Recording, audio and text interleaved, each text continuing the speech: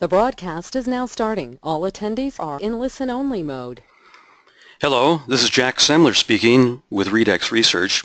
I'd like to welcome you to our webinar, The Loss of a Customer, How It Can Happen, the Cost, and the Path to Prevention. You are about to view an abbreviated version of our longer webinar and seminar.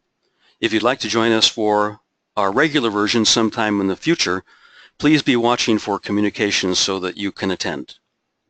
In the meantime, why don't we get started today and review our agenda. There are 3 chapters. First, why do customers leave? We're going to take a look at why customers do sometimes choose to go elsewhere. The costs of the lost customer, and notice this time I use costs in the plural form because there are several costs. And finally, the path to prevention, what you can do to prevent losses of customers. And as we embark on our journey today to look at why do customers go elsewhere, I have a question for you. Have you ever lost a customer? I have, we have, and you know it can be a painful experience. It can be humiliating, and oftentimes it leaves a lot of people scratching their heads asking the question, why did the customer choose to leave us and go somewhere else or just not do business with us at all? Well, there are several reasons, and why don't we take a look at those. First, typically there can be an unresolved problem, mistake, or error which isn't given attention, and it just festers, and pretty soon the customer decides he or she has had enough and they go elsewhere. Another reason for leaving is the feeling of being neglected or unappreciated. For example, if your rep is out making calls in a specific area or city, you don't make the call on this particular customer, they find out later you were there and didn't make the effort, well, things begin to break down. But that's not the only time a customer can feel neglected or unappreciated. But generally speaking, you have to be in tune with how the customer is feeling so that you don't run into this type of situation. A customer receives poor treatment from someone on your staff. It could be sales, it could be production, could be customer service, who knows? But the point is that every customer needs to receive good treatment, and obviously your associates in the company need to be fully aware of this.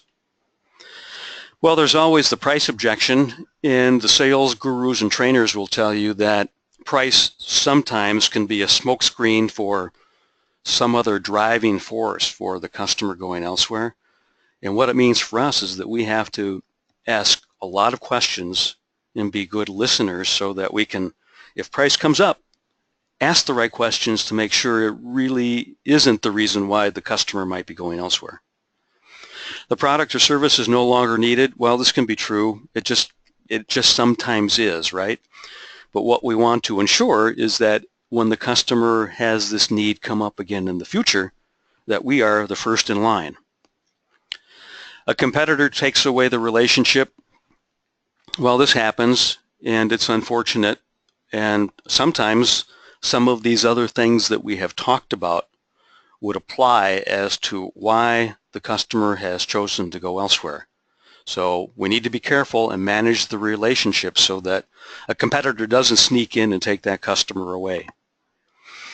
Finally, the customer registers a complaint and you don't follow up or just let it go. This is a sad situation, and it is because customers who are courageous enough to complain feel very strongly about the situation, and we want to make sure that if they do complain, that we hear their voice. Which leads me to another question for you. How many of you woke up this morning and decided that today would be a great day to complain about something? Well, it's kind of a silly question, but it's true. I mean, we don't often wake up and say, wow, I can't wait to make that phone call because I've got something that's really on my mind. And why is this? Well, because it's difficult to complain. Sometimes conversations and encounters can get adversarial, it's uncomfortable, and we just don't like to do it. Plus, in this day and age, when people complain, it seems that more often than not, that complaint just seems to disappear into a black hole. Let me read a couple of facts and figures to you. 96% of unhappy customers do not complain, more often than not, because they don't know how to complain. And 91% of those will simply leave you and go elsewhere.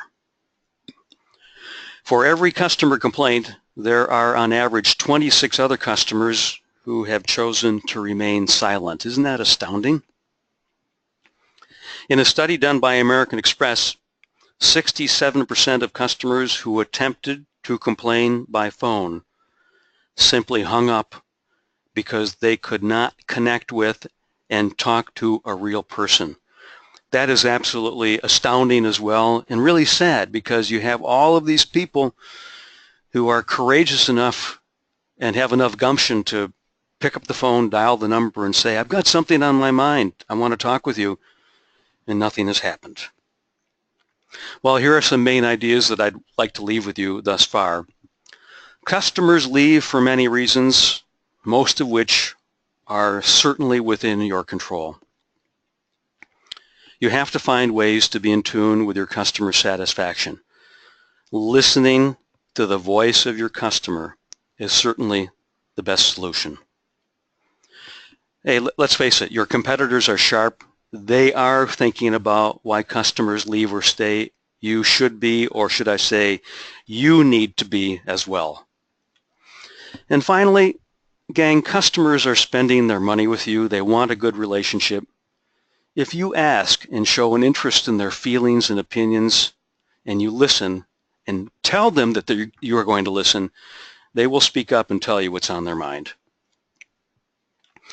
Let's go to section 2, the costs related to the loss of a customer. And there are many.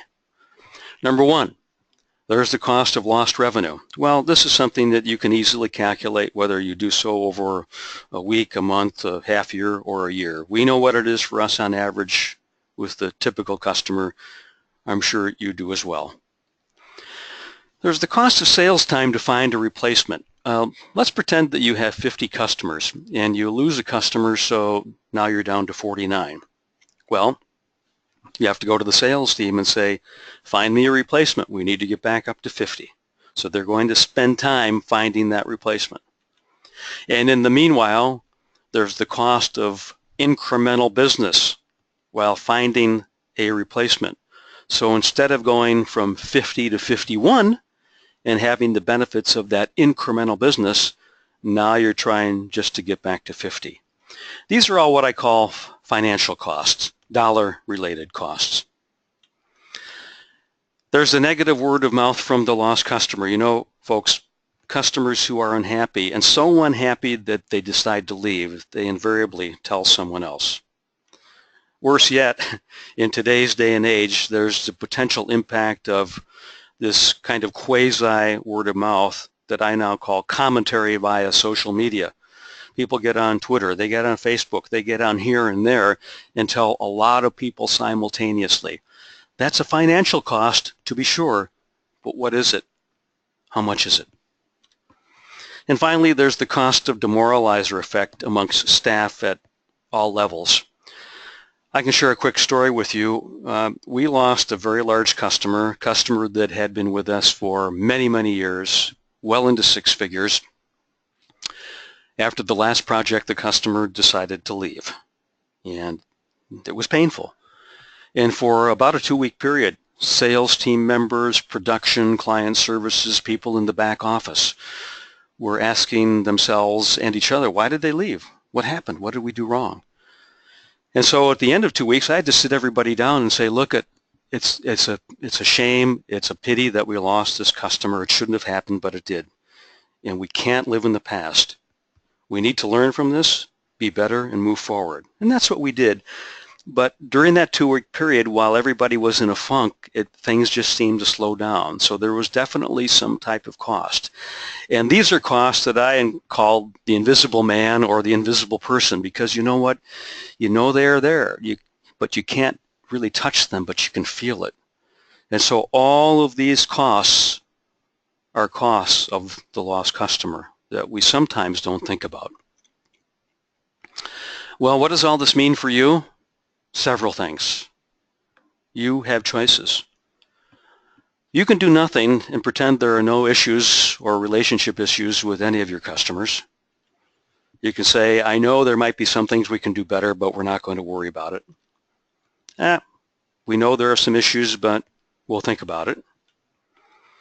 Well, we know that we've had some problems and maybe a customer or two has gone elsewhere, but let's not worry about it now. Let's think about it and decide to do something later. Or you can think, decide, and act today. And this is what we're going to talk about next.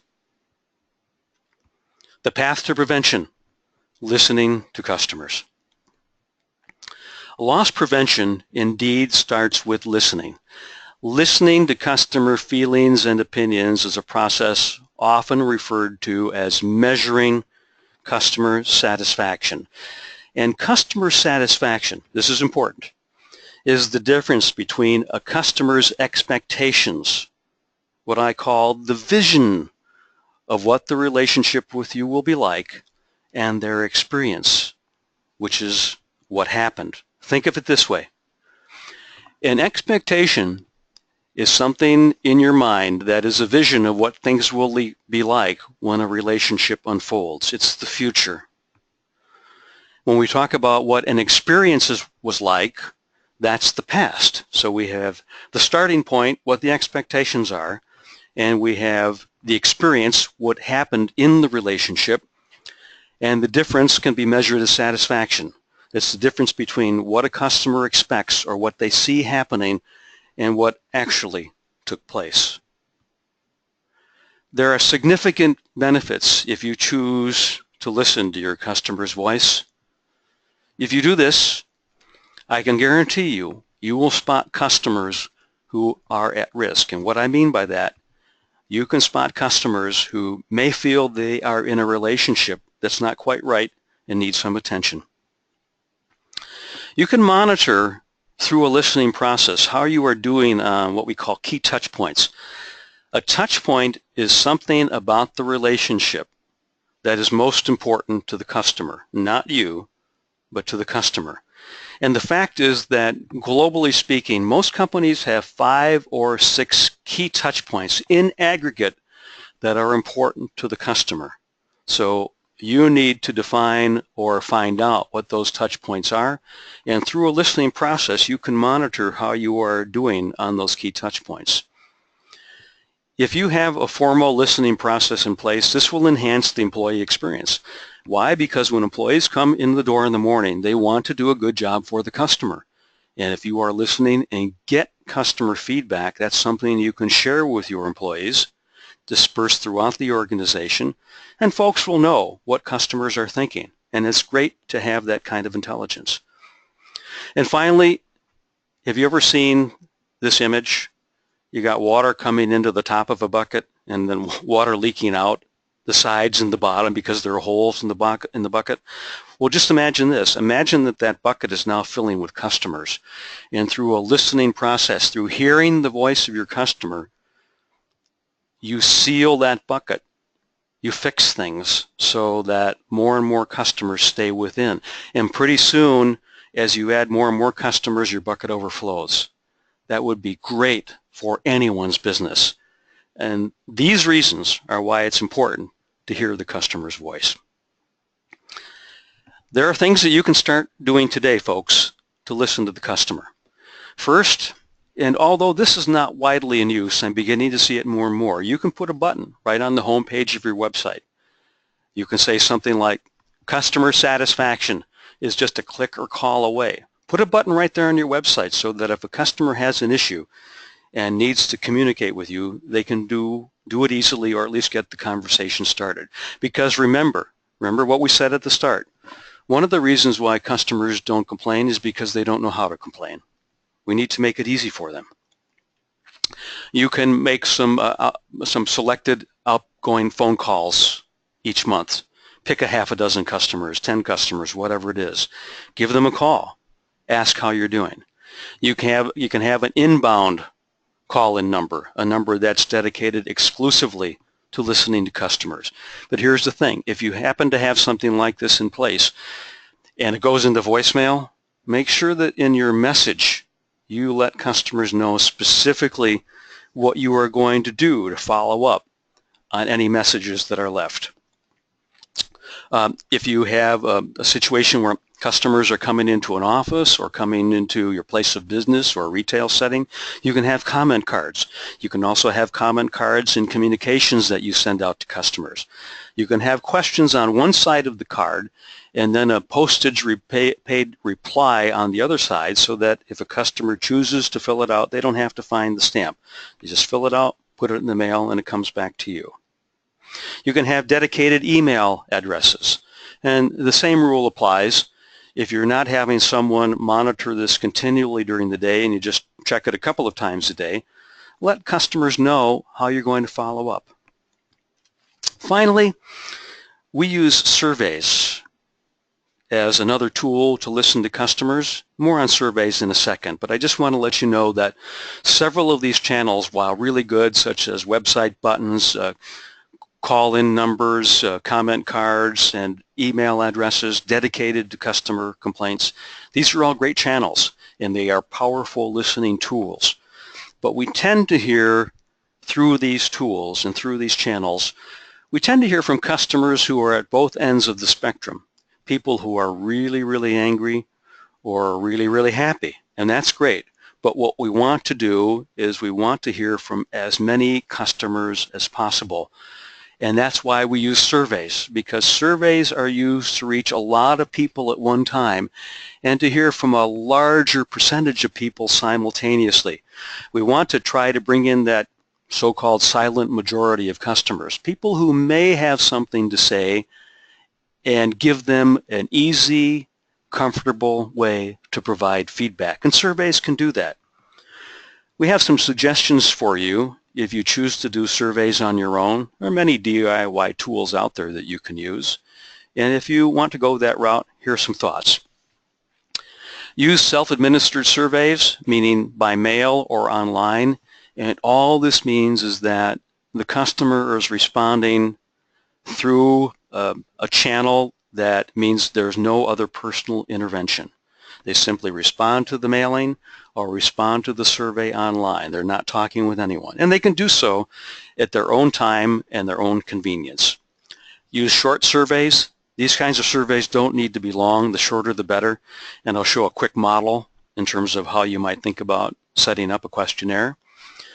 Use personalized communications. If you're sending out something to a customer, like a survey invitation, don't start it out by saying, "Dear customer." These are your customers. You're supposed to know who they are. Use their name, please. The invitation to participate should come from the highest possible executive.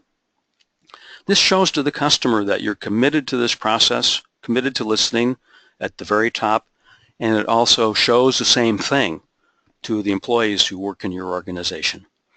Finally, if at all possible, use multiple contacts. For example, if you send out an online survey to 100 customers, and if after a week you've heard from 10, send out a reminder to the 90 people that you haven't heard from, so that you promote the highest possible rate of response. In terms of survey content, you can keep it short, you can keep it sweet. Here's how you do so. In your first question, you simply ask for feedback on those key touch points. And here are just a couple of ideas on what a touch point might be. Did we arrive on time? Were you greeted by name? Was the work order completed as specified? Again, there are typically 5 or 6 touch points that are most important to customers in any business. The key for you is to understand what they are and then build them into this very first question. The next 3 questions are all very straightforward. You use a response scale of 0 to 10. So for example, did we meet your expectations? 0 would be no, not at all. 10 would be yes, you did fantastically well. Question number 3, how likely will you be to come back again, to do business again with us in the future? And finally, question number 4, will you recommend us to others? This is a spin-off on what's called the Net Promoter Score question, NPS. If you're not sure what Net Promoter is, just Google it. If you put in Net Promoter, you will get very good information right off the bat, and you can read more about what the Net Promoter Score is. And finally, question number 5 is an open-ended question. We have found that using an open-ended question is extremely important, particularly if a customer answers any of the previous questions in a bad way or a way that's not real good. More often than not, you will see a verbatim comment from the customer letting you know what's going on, what the problem is, so that when you follow up, you will know exactly what you're getting yourself into. I'd like to also suggest that after you collect data and in that reporting process, you have what's called an action alert. An action alert is an instant notification that is triggered by a poor response to any question on your survey. So you can set thresholds on those first 4 questions that would dictate if a question is answered in a certain way, an action alert is triggered. And an action alert, an example would be something like a rating of 5 or less on the question, how likely are you to recommend us to a colleague or a friend, the Net Promoter question. So if someone answered 0 through 5, this action alert would be triggered. And why is an action alert important? It provides you a real-time notification about a customer who may have an issue. Then it gives you the opportunity to rapidly intervene and fix anything that is not quite correct.